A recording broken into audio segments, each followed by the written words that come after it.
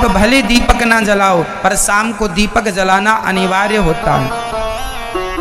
हरे कृष्णा, राधे राधे। दोस्तों, स्वागत है आपका आपके अपने चैनल पर। तो दोस्तों, आज की वीडियो बहुत ही ज्ञानवर्धक होने वाली है, बहुत ही मजेदार वीडियो होने वाली है, तो वीडियो को स्किप बिल्कुल भी मत करना। आज की वीडियो में श्री अनिरुद्ध आचार्य महाराज जी बताएंगे कि शाम के समय दीपक जलाना चाहिए, सुबह के टाइम जलाना चाहिए, और जो मनुष्य शरीर मिलता है वो कौन से कर्मों से मिलता है।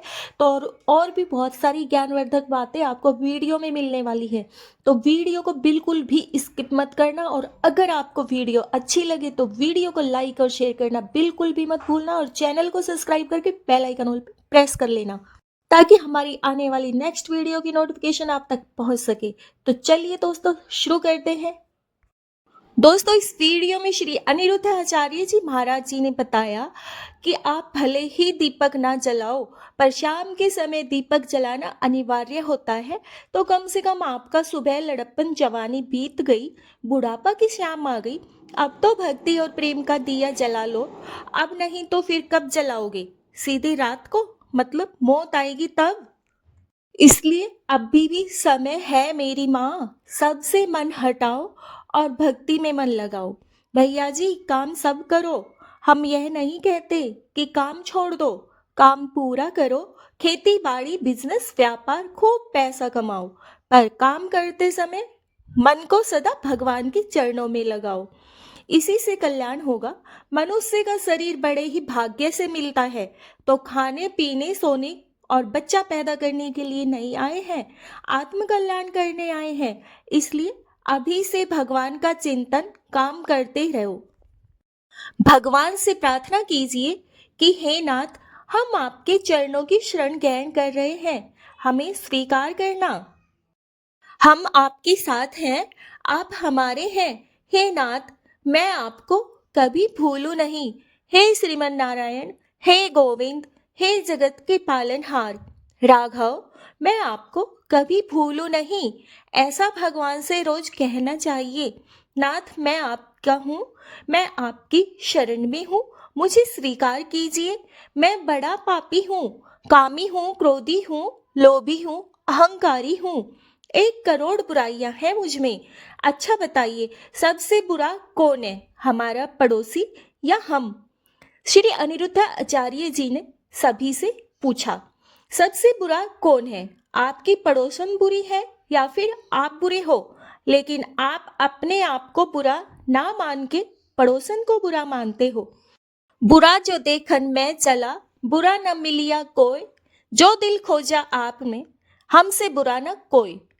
हमसे बुरा कोई नहीं है, इसलिए अपना समय ना बर्बाद करो किसी की बुराई में, किसी की कुछ में ना जी हाँ जी कुछ नहीं। हम कैसे हैं इसकी समीक्षा करो, सुधार करो। हम कैसे हैं, हम में कहाँ गलतियां हैं? हम तो खुद अभाग हैं, हम तो खुद पापी हैं, हमारा तो खुद मन अशांत है। कामी है हम, क्रोधी है हम, लोभी है हम, पापी हैं। कितने नीच है हम, 1 करोड़ बुराइयां भरी है हम में। क्या आपको कहीं से भी तुम बुरे हो? हम तो खुद बुरे हैं, इसलिए अपनी देखो, दूसरों की निंदा ना करो। कबीर दास जी कहते हैं, चलती चक्की देखकर दिया कबीरा रोए, 2 पाटन के बीच में साबुत बचाना कोई। तब उनके बेटे ने कहा, कमाल। कबीर दास जी के बेटे का नाम था कमाल। कमाल ने कहा, चलती चक्की चलने दे, पीस पीस आटा होए, कील माही जो रहे सो, बाल न बांका होए। चक्की के बीच में एक कील होती है, उस कील पर दूसरा पहिया रखा होता है और घूमता रहता है। चक्की सारे दानों को पीस देती है, पर जो एक कील के बीच में दाना घुस जाता है उसे चक्की नहीं पीसती। उसी प्रकार यह संसार में जन्म और मृत्यु सबको पीस रही है। सब मर रहे हैं, पिस रहे हैं, जन्म और मृत्यु के चक्र में पड़ रहे हैं, पर जो भगवान की शरण में चला जाएगा वो जन्म और मृत्यु के चक्र से पिसने से बच जाएगा। पूजनीय श्री अनिरुद्ध आचार्य जी महाराज जी ने बताया कि यदि आप अपना कल्याण चाहते हो तो भगवान की शरण में आओ। श्री अनिरुद्ध आचार्य जी महाराज जी ने बताया कि भगवान से प्रार्थना करो कि हे नाथ, मैं आपको किसी भी हाल में, किसी भी स्थिति में भूलूं नहीं और आपका स्मरण करता रहूं। बिना नहाए भी आप भगवान का जाप कर सकते हो, बोल सकते हो आप श्रीमन नारायण। बिस्तर पर लेटे लेटे भी आप श्रीमन नारायण का जाप कर सकते हो। अशुद्ध स्त्रियों को भी, जो अशुद्धि होती है स्त्रियों की, जितने भी दिन, उतने दिनों में आप बिना माला का जाप करें श्रीमन नारायण का जाप कर सकते हो। लक्ष्मी श्री मतलब इस धरती पर जितनी देवियां हैं, चाहे दुर्गा हो, शारदा हो, काली हो, व्रतकाली हो, महाकाली हो, चंडी हो, कैला माता हो, ज्वालामुखी माता हो या कामाख्या माता हो, कोई भी माँ हो इस धरती की, वो सभी माता लक्ष्मी स्वरूपा होती है। सभी श्री अनिरुद्ध आचार्य जी ने पंडाल में बैठी सभी माताओं को पूछा कि आप भी तो लक्ष्मी स्वरूपा हो या नहीं हो। इस धरती की हर स्त्री किसका रूप होती है? दुर्गा किसका रूप है? शारदा किसका रूप है? बोलो मेरी माँ। श्री अनिरुद्ध आचार्य जी ने बोल दिया, श्री तो श्री में सारी देवियां आ गई। लक्ष्मी जी का स्मरण कर लिया तो सबका स्मरण हो गया। इस श्री अनिरुद्ध आचार्य जी ने बताया कि हमारे आचार्यों ने मन को बीच में रखा है और श्री को आगे रखा है। मन कहाँ है? बीच में है। श्रीमन नारायण मतलब मन इस तरफ जावे तो लक्ष्मी जी के चरणों में और इस तरफ जावे तो भगवान श्री नारायण के चरणों में। श्री अनिरुद्धाचार्य जी महाराज जी ने कहा कि अगर आप लोग अपना कल्याण चाहते हो, तो अपना उद्धार चाहते हो, तो आप श्रीमन नारायण भगवान का चिंतन करते रहो। भगवान ने जैसे अर्जुन की रक्षा की, द्रौपदी की रक्षा की, नरसिंह जी की रक्षा की, आपकी भी रक्षा भगवान ही करेंगे। भगवान ही सबके पालनहार है। श्री अनिरुद्धाचार्य जी ने बताया कि एकमात्र श्री नारायण, श्रीमन नारायण, श्री मतलब लक्ष्मी, नारायण मतलब भगवान नारायण। भगवान शंकर पर भी कोई संकट पड़ता है तो शंकर जी को भी बचाता है।